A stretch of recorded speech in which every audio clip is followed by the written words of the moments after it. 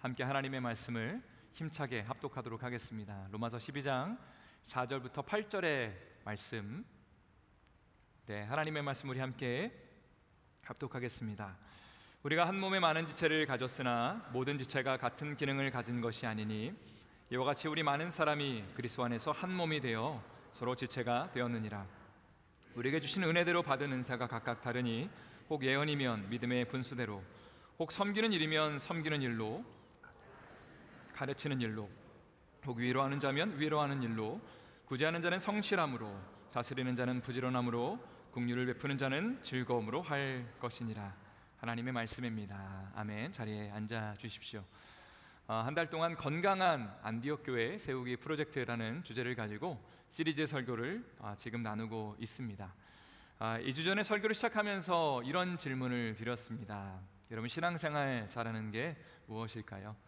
그러면서 예수님이 우리에게 주신 두 가지 계명을 소개했습니다. 하나님을 온전히 사랑하고 또 내 이웃을 내 몸처럼 사랑하는 것이다. 이 두 가지를 실천하는 것이 신앙생활을 잘하는 것의 정의입니다.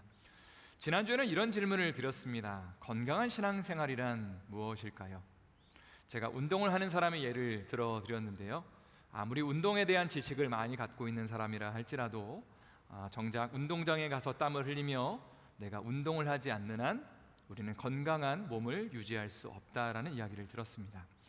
신앙생활도 이와 마찬가지라는 것이죠. 아무리 우리가 예배를 드리면서 큰 은혜를 받고 감동을 받아도 그 말씀을 가지고 실제 삶의 자리에서 그 말씀을 지키기 위해서, 그 말씀대로 살기 위해서 발버둥치지 않으면 우리의 신앙생활은 건강할 수 없다는 것입니다.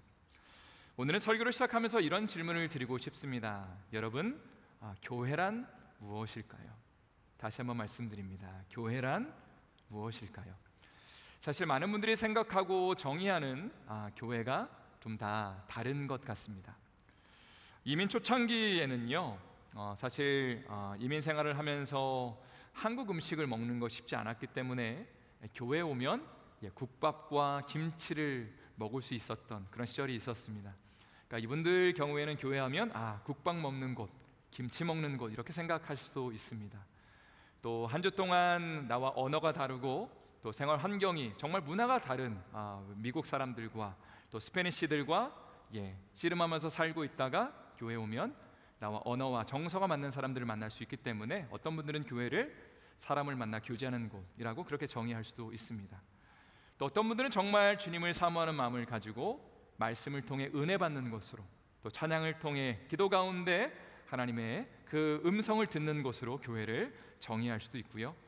또 어떤 분들은 교회에 대한 좀 좋지 않은 기억들 때문에 교회에 좀 분쟁이 있었다거나 싸움이 있었다면 그 기억을 가지고 교회는 싸우는 곳이야 라고 그렇게 생각할 수도 있을 것 같습니다. 저는 중학교 1학년 때 수련회에 가서 예수님을 인격적으로 만났습니다. 예수님 만나고 나니까 참 마음이 행복해지고 또 교회도 자주 가고 싶어지고 말씀을 사모하는 마음이 생겼습니다. 어느 날 성경 공부를 하는데 전수사님께서 이런 질문을 던지셨습니다. 얘들아, 교회가 뭐라고 생각하니? 이런저런 답변을 했었는데 전사님께서 당시에 조금 어려운 헬라어 단어 하나를 알려주셨습니다. 아마 여러분들은 다 알고 계실 건데 바로 에클레시아라는 단어입니다. 한번 저를 따라할까요? 에클레시아. 이것은 헬라어 단어입니다. 두 단어의 합성어인데 하나는 에크고 또 하나는 칼레오입니다. 에크라는 단어는 무엇으로부터, out of 혹은 from이라는 의미를 담고 있고요. 그리고 칼레오는 부른다는 의미를 담고 있습니다. 그러니까 에클레시아 하면 원어적인 교회의 의미가 무엇이냐면 하나님께서 세상에 있는 사람들, 세상으로부터 이 사람들을 불러서 하나의 공동체를 만드시는데 그 공동체가 바로 교회라는 공동체라는 것입니다. 그래서 이런 말이 있죠. 교회는 건물이 아니라 사람입니다. 한번 저를 따라 하실까요? 교회는 건물이 아니라 사람입니다. 여러분, 제가 다음에 두 교회의 예를 좀 들어드릴 건데요, 어떤 교회가 정말 건강한 교회인지를 한번 여러분 생각해 보십시오. 첫 번째는 수정교회라는 것입니다. 로버트 슐러 목사님이 개척하신 1955년에 이 교회를 처음 개척하셨는데 당시에는 좀 센세이션이 될 만한 접근 시도를 하였는데 바로 자동차 극장 형식의 예배를 드렸다고 합니다. 사람들은 예배당에 올 필요 없이 자동차를 타고 주차장에 자동차를 주차하고 바로 자동차에 내리지 않고 거기서 예배를 드리고 그냥 집으로 가면 되었다고 합니다. 1970년대에는 텔레비전이 많은 가정에 보급이 되었기 때문에 로버트 슐러 목사님이 방송 설교가로 유명세를 떨쳤고요. 동시에 200만 명이 그 설교를 시청하였다고 합니다. 목사님은 항상 긍정의 메시지, 긍정의 힘이라고 그러죠. 또 잘 될 거라고, 하나님이 축복하실 거라는 그런 메시지를 많이 전하셨고 이 말씀에 많은 사람들이 감동을 받고 은혜를 받았습니다. 그러나 참 안타깝게도 이 교회는 지금 화면에 보시는 것처럼 너무 멋들어진 그 크리스탈로 이루어진 그 수정교회라는 이름답게 멋진 건물을 소유하고 있지만 2013년에 재정적 적자를 감당하지 못해서 이 교회 건물을 카톨릭에 넘겨주게 되었습니다. 두 번째로 소개할 교회는 제가 지난주에 선교팀과 함께 방문했던 시카고 기도의 집 교회입니다. 오른쪽 사진을 보시면 이 교회 앞에서 찍은 건데요, 사실 겉으로 보면 전혀 교회스럽지가 않습니다.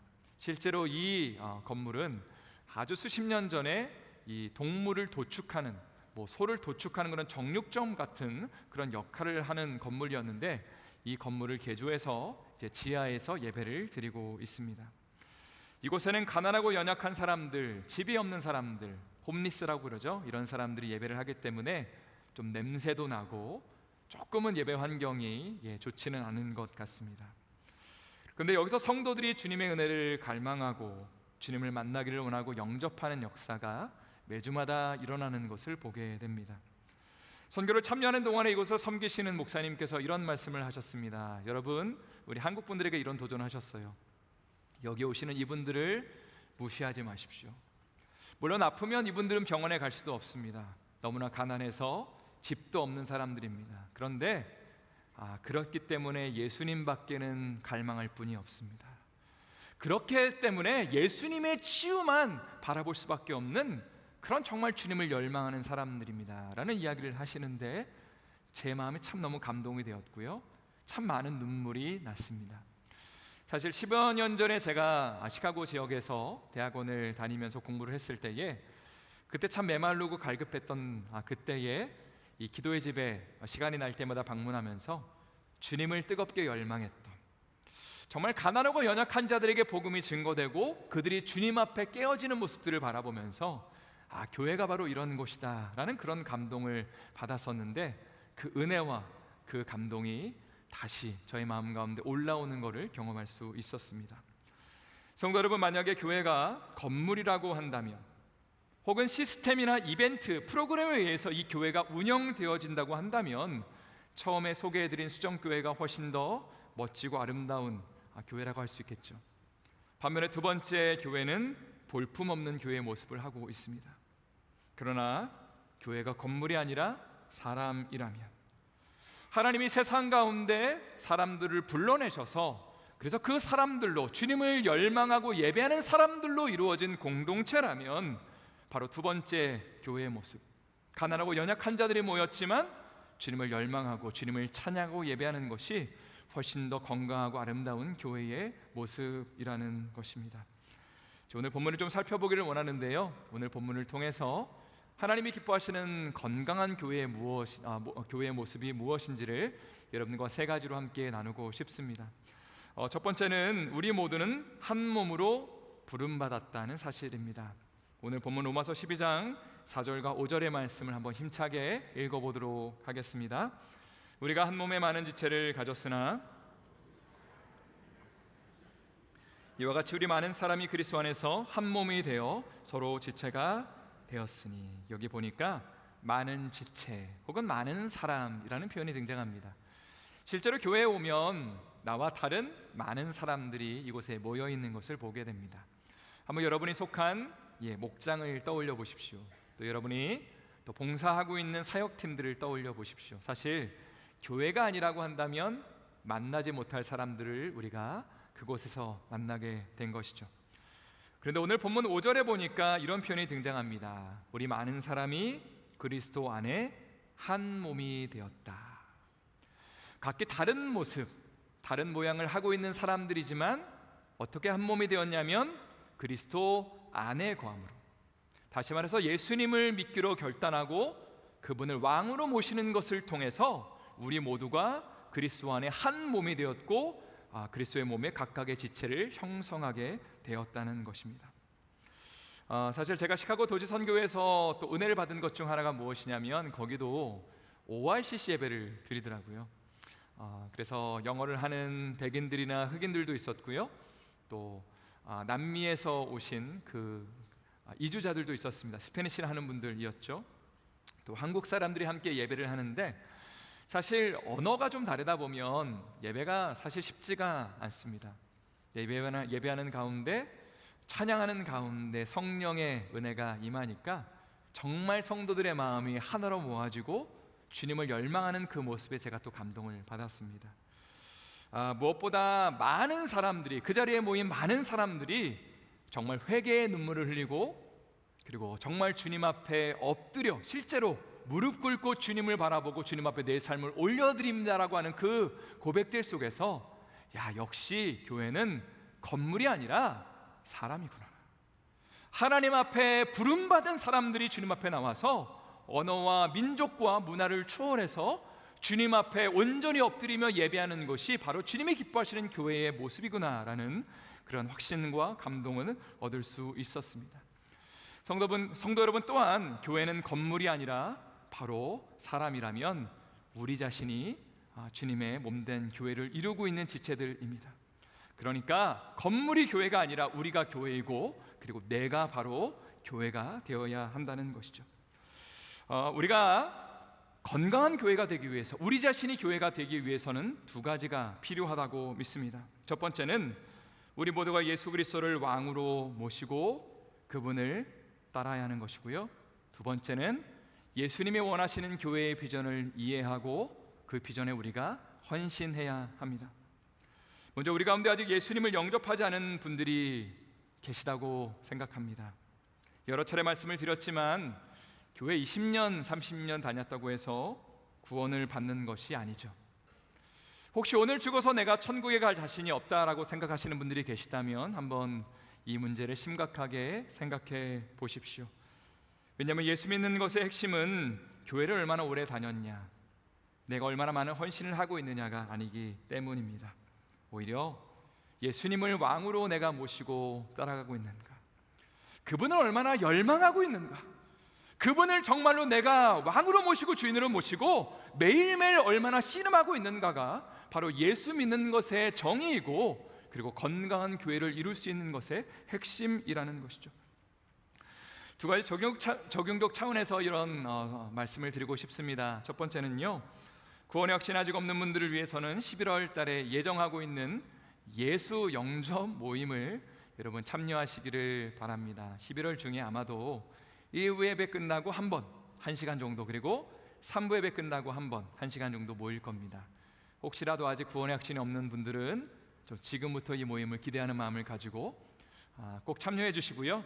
정말 이 시간들을 통해 예수님 영접하고 새 사람으로 거듭나는 시간이 되기를 간절히 소망합니다. 또 두 번째로 도전하고 싶은 것은 이미 예수님을 믿고 계신 분들이라면 제가 가을 학기에 오픈을 하는 생명의 삶이라는 강의에 여러분 함께 동참해 주시기를 부탁을 드립니다. 14주 동안 어떤 거 나눌 거냐면요, 예수 믿는 게 무엇인가, 주님을 따라가며 주님을 바라보는 것이 무엇인가, 또 예수님이 이 교회를 향해서 갖고 계신 비전이 무엇인가를 여러분과 나눌 거고요. 그 속에서 그리스도의 제자로 준비되는 시간이 될 것입니다. 여러분 함께 마음을 모아주시길 부탁을 드립니다. 두 번째로 나누고 싶은 것은 한 몸의 각 지체 역할이 각각 다르다는 것입니다. 오늘 본문의 6절부터 8절의 말씀을 한번 힘차게 읽어보도록 하겠습니다. 우리에게 주신 은혜대로 받은 은사가 각각 다르니 혹 예언이면 믿음의 분수대로, 혹 섬기는 일이면 가르치는 일로, 혹 위로하는 자면 위로하는 일로, 구제하는 자는 성실함으로, 다스리는 자는 부지런함으로, 긍휼을 베푸는 자는 즐거움으로 할 것이니라. 6절에 보니까 이런 표현이 등장합니다. 우리에게 주신 은혜대로 받은 은사가 각각 다르다. 그러니까 예수님을 왕으로 모시고 예수님을 우리가 따라가는 삶을 살아갈 때에 그리스도의 몸에 참여하게 되는데, 예수님을 믿게 되면 우리 각 사람에게 고유한 은사를 주시고 각각의 그 지체로서의 우리가 마땅히 해야 될 일들을 우리 가운데 허락하신다는 겁니다. 그리고 그 은사를 통해서 우리가 건강한 교회를 세워갈 수 있는 것입니다. 다시 한번 강조해서 말씀드리자면, 성도 여러분, 구원받는 사람에게 주님은 반드시 한 가지 이상의 은사를 주십니다. 예수님을 따라가기로 결단하고 주님을 예배하기로 결단한 사람들에게는 반드시 한 가지 이상의 은사를 주시고, 그 한 가지 이상의 은사를 가지고 우리에게 맡겨주신 그 역할들을 충성스럽게 감당하는 것이 하나님이 기뻐하시는 교회를 세우는 방법입니다. 그런데 만약에 우리가 여러 가지 이유와 핑계를 대면서 저는 관심 없습니다 라고 말을 한다면, 그러면 그리스도의 건강한 몸은 분명히 세워질 수 없을 것입니다. 여러분, 한번 우리의 몸을 떠올려 보십시오. 여러분의 몸에 눈이 몇 개인가요? 대답을 좀 해주시면 감사를 드리겠습니다. 눈이 몇 개죠, 여러분? 2개죠. 3개 있으신 분은 아무도 없으실 겁니다. 귀는 몇 개죠? 또 코는 하나, 콧구멍은 콧구멍은 2개입니다. 또 입술은 위아래로 이렇게 이루어졌고요. 또 손가락도 10개 있고 발가락도 10개 있습니다. 또 이런 중요한 역할을 감당하는 지체들도 있겠지만 중요하지 않은 역할을 감당하는 지체들도 있을 거고요. 보이는 지체, 보이지 않는 것을 일을 하는 지체도 있을 겁니다. 또 여러분, 우리의 머리카락은 몇 가닥일까요? 셀 수 없을 정도로 많이 있습니다. 자, 그런데 고린도전서 12장 22절과 23절을 우리말 성경으로 보니까 다음과 같은 표현이 등장합니다. 한번 제가 읽어드릴 테니까 한번 잘 들어보십시오. 이뿐 아니라 더 약해 보이는 몸의 지체들이 오히려 중요합니다. 그리고 우리가 몸 가운데 덜 귀하다고 생각되는 지체들을 더 귀한 것으로 입혀주어 우리의 볼품없는 지체들은 더 큰 아름다움을 갖게 됩니다. 사실 제가 이 말씀을 묵상하면서 참 많은 감동을 받았습니다. 왜냐하면 실제로 우리 안디옥 교회 신앙생활을 하시면서 보이는 곳에서 열심히 하시는 분들도 너무 귀하시지만, 보이지 않는 곳에서 또 육신의 연약함 때문에 정말 아주 작은 일을 감당하시는 분들도 계시기 때문입니다. 주님은 이렇게 말씀하시죠. 우리 몸에 약해 보이는 지체들이 오히려 더 중요한 역할을 감당하고 있는 것이다.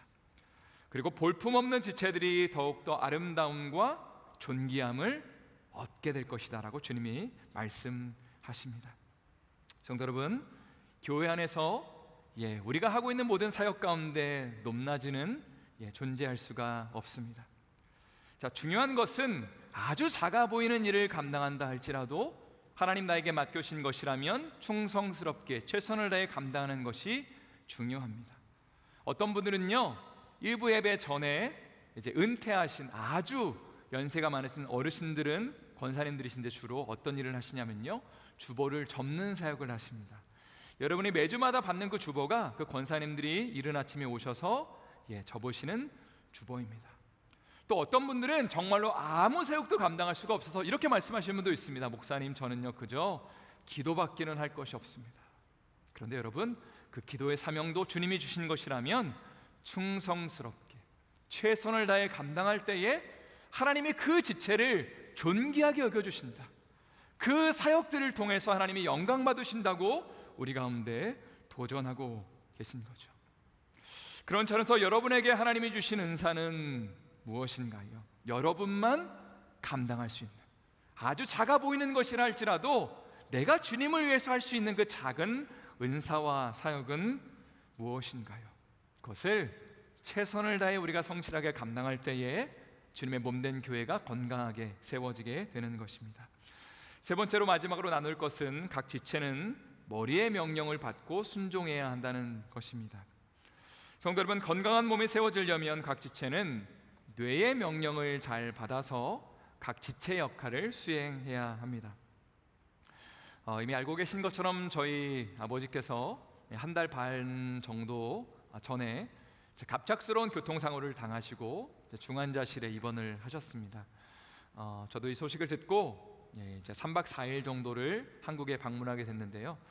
한국의 중환자실이 조금 아쉬웠던 것이 무엇이냐면 하루에 딱 한 명만 20분 면회할 수 있다고 하더라고요. 그래서 가족 중에 한 명이 대표로 면회를 해야 됐는데 제가 이제 3박 4일 머무는 동안에 계속 아버님을 찾아뵀습니다. 아버님께 말씀도 드리고 기도도 해드리고, 근데 아버지께서 막 이제 왼쪽 손, 발을 막 움직이시더라고요. 그래서 제가 의사한테 물어봤습니다. 이게 왜 움직이시는 거냐 물어보니까 아직까지 의식이 돌아오시는 것이 아니기 때문에 의지를 가지고 움직이는 건 아니다. 그러니까 뇌의 명령과는 상관이 없는 것들이다라고 그렇게 얘기를 해주셨습니다. 그리고 제가 그때에 좀 깨달음이 오게 됐죠. 우리의 몸이 아무리 건강하게 잘 움직인다 하더라도 뇌의 명령과 상관이 없는 움직임은 의미가 없다는 것입니다. 한번 이것을 우리가 영적으로 생각해 보면 좋을 것 같습니다. 건강한 신앙생활의 핵심은요, 예수님과 친밀한 교제를 갖는 것입니다. 일을 많이 하는 것이 신앙생활의 핵심이 아닙니다. 주님과 친해져야 머리 대신 예수님의 명령을 듣고 그분의 말씀 가운데 우리가 움직이는 역할을 감당해야지, 그래야지 건강한 몸이 세워지는 것이지, 우리가 아무리 열심히 무엇인가를 한다 하더라도 머리 대신 예수님과 제대로 관계를 맺지 않는다면 우리는 신앙생활을 건강하게 하는 것이 아닌 것이죠. 제가 칼럼에도 적었지만 요즘 주님께서 저에게 기도에 대한 그런 열망과 열정을 참 많이 부어주십니다. 그래서 정말로 앉으면 기도해야지, 주님을 바라봐야지라는 그런 마음을 갖게 하셨고요, 기도하지 않으면 어떻게 살지라는 그런 마음도 부어주셨습니다. 굉장히 부끄러운 이야기지만 안디옥 교회에서 제가 6년 정도 사역을 하면서 너무 일이 많다 보니까, 물론 말씀과 기도 생활도 열심히 합니다만 그것이 저의 삶의 매너리즘처럼 다가올 때가 있었습니다. 분명히 교회를 감당하는 것은 주님의 일을 감당하는 거잖아요. 그런데 과연 나는 주님과의 관계가 얼마나 친밀한가라는 질문을 했을 때에 여기에 선뜻 나는 주님을 정말 열망하고 주님과 잘 교제하고 있다라는 그런 대답을 할 수가 없었습니다. 이번에 아버지 장례를 치르고 오면서 하나님이 제 마음을 참 많이 만져주시고 제 안에 주님을 향한 그런 열정, 열망들을 참 많이 부어주신 것 같습니다. 그리고 요한복음 15장 5절 말씀을 많이 붙들고 있는데 한번 다 같이 읽어보도록 하겠습니다. 나는 포도나무요 너희는 가지라. 그가 내 안에 내가 그 안에 거하면 사람이 열매를 많이 맺나니 나를 떠나서는 너희가 아무것도 할 수 없음이라. 성도 여러분, 우리가 많은 사역들을 감당하는 것도 참 중요하지만 그러나 예수님을 향한 사랑을 갖는 것이 훨씬 더 중요하다고 할 수 있습니다. 예수님을 향한 그 열망을 내가 갖기를 소망하는 것, 그분을 정말 예배하기를 원하는 것. 여러분, 사실 우리가 삶을 살아가면서 어떤 삶의 이슈들과 어려움이 있으면 그 문제로 인해서 씨름하잖아요. 그런데 혹시라도 주님과의 관계가 제대로 형성되지 않는 것에 대해서는 우리가 얼마나 안타까워하고 있는가.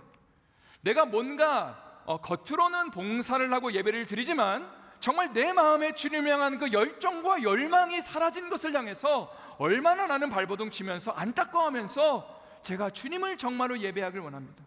주님의 음성을 정말 제가 듣고 싶습니다. 하나님, 처음 주님을 만났을 때 그 감격과 감동을 하나님 나에게 다시 허락해달라고 우리는 얼마나 발버둥 치며 하나님 앞에 나가고 있는지를 돌아보셨으면 좋겠습니다. 이것이 왜 중요하냐면 바로 주님을 온전히 열망하고 예배하는 가운데 주님이 세우길 원하시는 교회를 우리가 아름답게 세울 수 있기 때문입니다. 그러니까 교회를 위해서 그냥 봉사하는 것이 중요한 것이 아니라 주님을 사랑하고 열망하는 가운데 주님이 이 안디옥 교회를 향해 갖고 계신 비전이 무엇인지를 마음 가운데 새기면 자연스럽게 우리가 그 일에 동참할 수가 있다는 것이죠. 그런 차원에서 필라 안디옥 교회 비전을 다시 한번 여러분과 나누고 싶습니다. 바로 MOB의 비전을 가지고 첫째는 뭐죠? 잃어버린 영혼을 구원하는 것, 두 번째는 제자를 삼는 것, 세 번째는 세계 선교를 감당하는 교회로 세워지기를 원합니다. 성도 여러분, 안디옥 교회는 첫 번째로 잃어버린 자를 찾기 위해 존재합니다. 믿지 않는 자들이 매주마다 이곳에 오고 그리고 환영받고 격려받고, 그런데 정말로 예수님을 왕으로 모시고 그의 마음 가운데 정말 주님을 향한 그 열정이 생기는 그런 역사가 일어나기를 축복합니다. 성도 여러분, 그런데 혹시라도 다음과 같은 공동체를 우리가 꿈꾸고 있지는 않습니까? 믿고 있는 사람만 넘쳐나는 교회, 나 혼자만 은혜 받기를 사모하는 교회, 나 혼자만 감동받기를 원하는 교회를 꿈꾸고 계시지는 않습니까? 그러나 우리 아버지 하나님은요, 잃어버린 자를 향해서 우리가 이미 예수님을 믿고 주님을 예배하고 주님을 사랑하는 자라면 이제는 잃어버린 자를 향해 손을 뻗치고 그들에게 복음을 증거해 주기를 원하신다는 겁니다. 두 번째, 안디옥 교회는 그리스도의 제자를 기르기 위해 존재합니다. 주님을 닮아나가고 주님의 방식을 배우고 예수님이 기뻐하시는 것을 행하는 제자들을 길러내는 것이 하나님이 원하시며 기뻐하시는 안디옥 교회의 두 번째 비전입니다.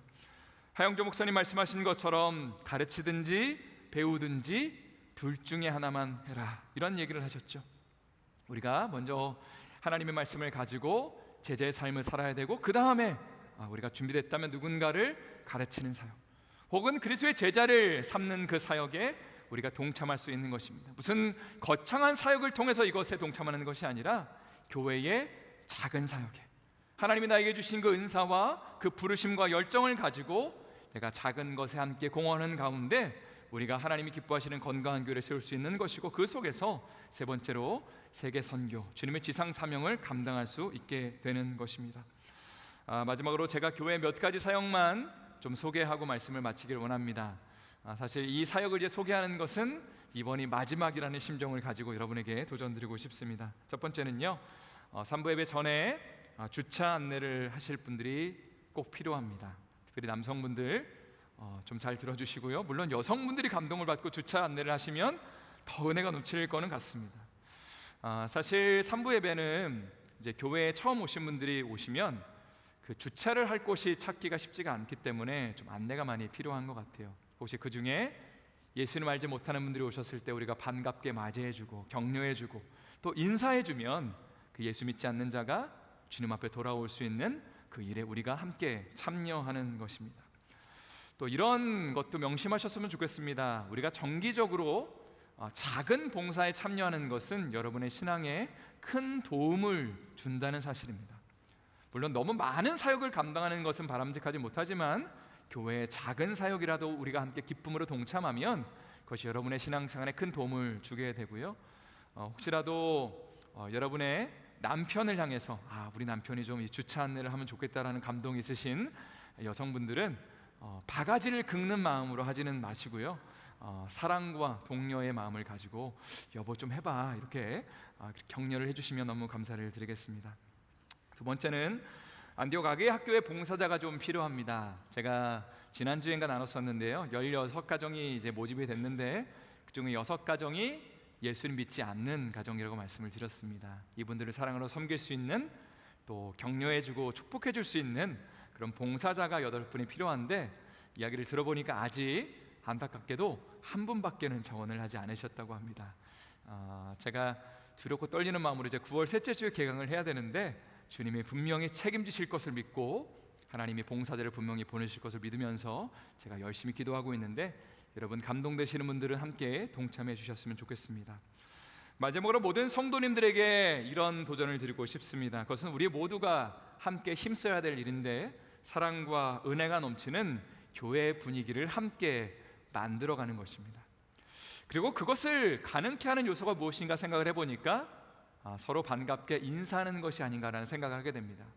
교회 처음 오신 분들이나 또 오랫동안 교회 다니신 분들이나 상관없이, 사실 교회 처음 오신 분들 입장에서는 다 모르는 분들이잖아요. 상관없어요. 무조건 보면 반갑게 인사를 하는 것입니다.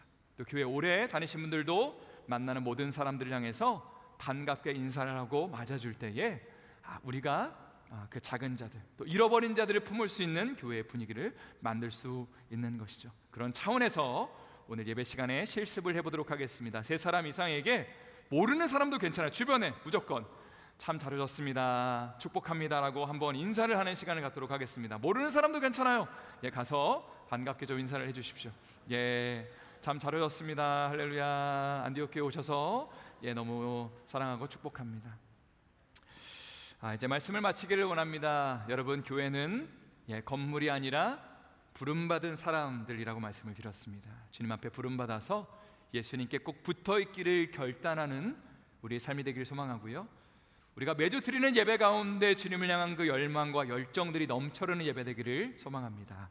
그리고 작은 것이라도 주님이 여러분에게 맡겨주신 귀한 은사가 있고 그리고 사역들이 있다면 기쁨으로 감당하시는 가운데 아름다운 교회, 정말 잃어버린 자를 구원해내고 그리스도의 제자들을 길러내고 그리스도의 지상 사명을 감당하는 귀한 우리 교회 되기를 예수님의 이름으로 축원드립니다. 다시 한번 힘차게 아멘으로 화답해 주시면 감사드리겠습니다. 축원드립니다. 아멘.